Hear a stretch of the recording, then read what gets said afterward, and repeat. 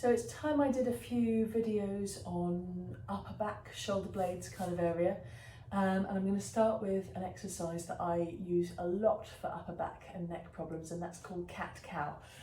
And where you're going to start is to make sure that your fingertips are pointing straight down the mat away from you. So you ideally want your index finger pointing straight down the mat, or your middle finger, one or the other.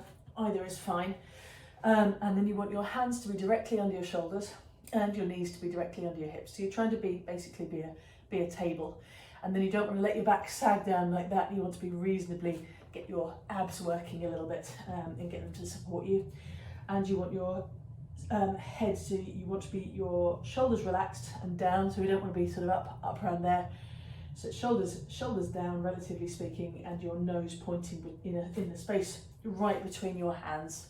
So that everything wants to be nice and aligned when we start, with your neck in line with the rest of your spine. So that's your starting position there. Now you're going to get you to push down through the fingertips. So we're really getting some intention through the fingertips. That takes a bit of strain off the wrists. And then we're going to go up into a cat position. So imagine a cat that's been startled.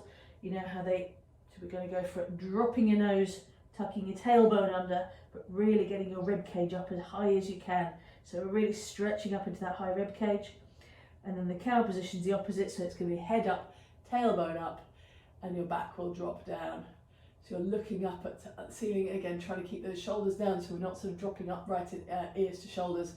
It's shoulders down away from your ears, head up.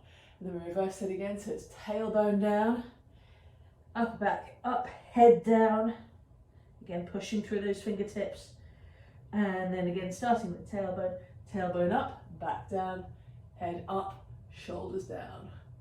So we're just working backwards and forwards through cat-cow. And where I like to go from cat-cow is then to go into child's pose to cobra. So for child's pose, start in the same position, that tabletop.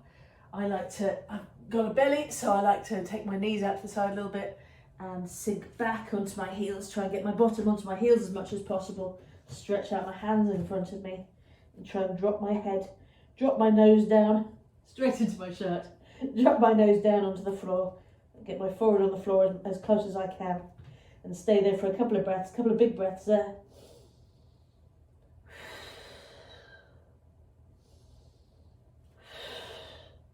And then I'm going to take my weight forwards onto my hands.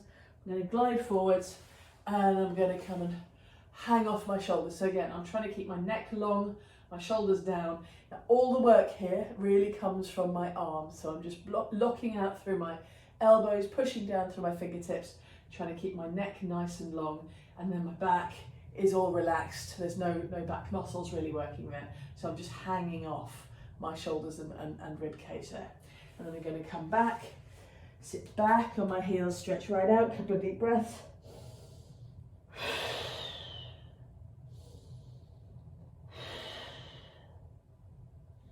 And then come forward into cobra. So dropping my pelvis down as far as I can, keeping the arms long, neck long, head pointing straight forward. So I'm keeping my nose pointing forwards and my neck as long as I can get it. And then I'm going to finish off back into child's pose. Wriggle it out slightly, get as much length as I can between the tip of my nose and my tailbone.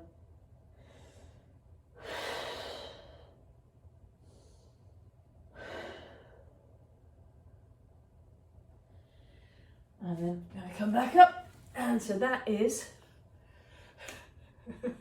apart from the messy hair, that is cat-cow moving into child's pose to cobra.